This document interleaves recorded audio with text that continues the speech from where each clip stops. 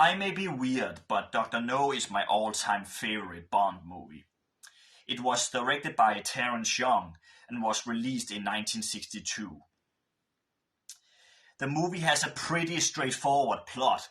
The agent John Strangways is murdered in Jamaica. So Bond is then traveling to Jamaica to investigate the case. Here he gets help from the CIA agent Felix Leiter and the fisherman Quarrel, who together with Bond tries to figure out the murder on Strangways and the connection to the mysterious Dr. No on Crab Key. This is also where we discover the first main Bond girl, Honey Rider, played by Ursula Andress, who shows up on the beach in her white bikini. I have loved this movie since I first watched it as a 13-year-old teenager. And since then I have been surprised by how little recognition this movie gets compared to the other ones in the series.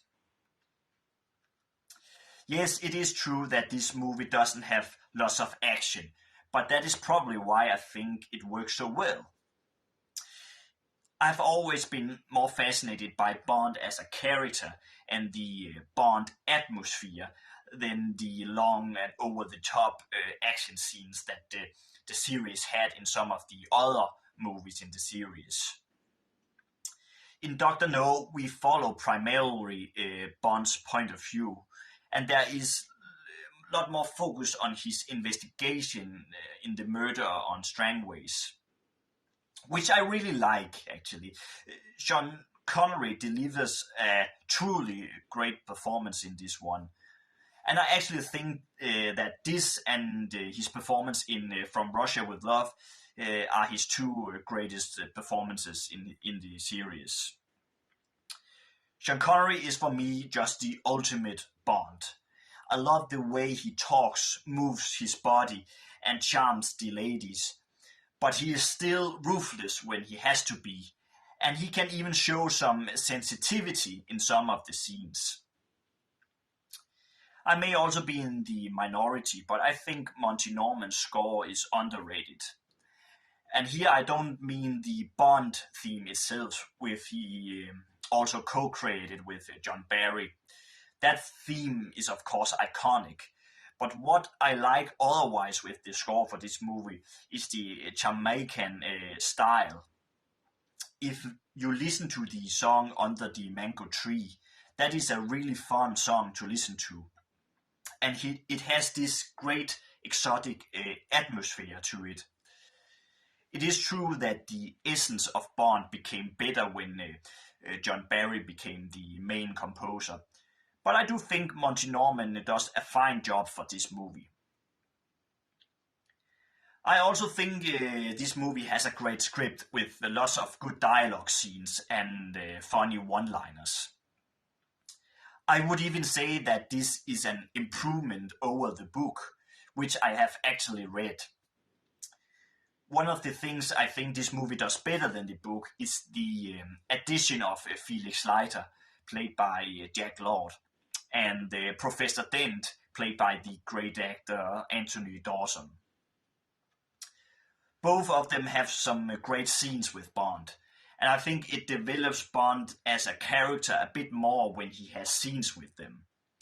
And it creates a bit more suspense when we know that Professor Dent is the one who is sent by Dr. No to kill Bond. There is some really great stuff here, which the book didn't have. Besides that, I also think that Honey Rider is much better handled here in the movie than in the book. Because in the book she is a bit more cartoonish and naive. And in the movie I think she feels more human. And I really like Ursula Andress and Sean Connery's chemistry. One character that has to be mentioned as well is Dr. No himself, played by Joseph Wiseman. He has a terrific, menacing voice, but he is unfortunately not in the movie that much, and not in the book as well. And that is the only thing I feel the movie could have done better. Because when the title itself is Dr. No, then it is a pity that he is so little in the movie, especially because he is actually a quite interesting character.